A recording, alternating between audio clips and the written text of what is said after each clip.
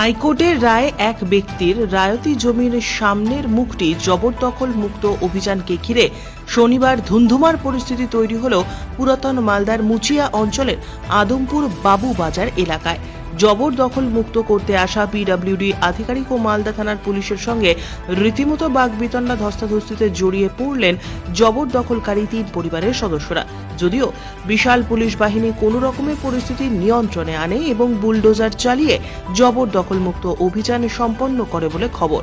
ঘটনা সম্পর্কে পিডব্লিউডির assistant engineer Sourav জানিয়েছেন, আদমপুর বাবুবাজার এলাকার রাজ্য সড়কের পাশে এক ব্যক্তির রায়তি জমি রয়েছে, কিন্তু সেই জমির মুখে 3 পরিবারের সদস্যরা দোকান ঘর তৈরি করে জমির মুখ জবরদখল করে রেখেছিলেন। এ বিষয়ে জমি মালিক হাইকোর্টে মামলা করেছিলেন। হাইকোর্টে জবরদখল মুক্ত করার নির্দেশ দেওয়া হয়েছে।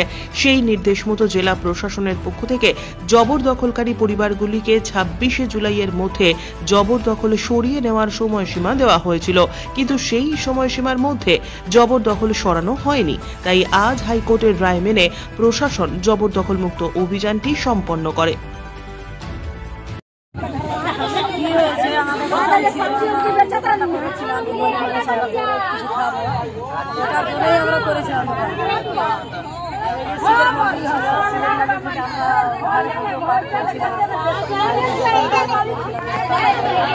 আপনার দোকান কে ভাঙলো?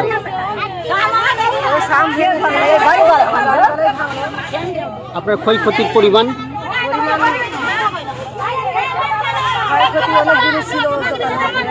আপনার নাম?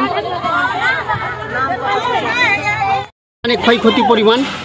অনেক কিছু ছিল স্যার, মুদিখানার দোকান, টাকা পয়সা, জিনিসপত্র, মুদিখানার দোকানে জানতেই পারছেন সব কিছু ছিল, সব ছাড় খাড় করে দিল। কি হয়েছে? কি হয়েছে? কিচ্ছু বের করতে দিল না, ভাঙাচোরা করে। কে ভাঙলো? কে ভাঙলো? পুলিশ এনে ভাঙলো। এই তো এর নাম আছে কি জানে বলছে, সেম যাদব সব ভাঙাচোরা করালো। আপনাদেরকে তো 3 লাখ দিতে চেয়েছিল না, কখনো না স্যার, কখনো প্রমাণ দিতে পারবে না, কোন কাগজপত্র আছে? টাকা যদি দিবে স্যার, তো কেউ তো টাকা দিতে গেলে টাকার অনেক ব্যথা, কাগজপত্র করে কি 10টা লোককে জানিয়ে দিবে, বলুক তো কে ওর সাক্ষী আছে, কোথায় কাগজপত্র যে টাকা দিয়েছে আমাদেরকে?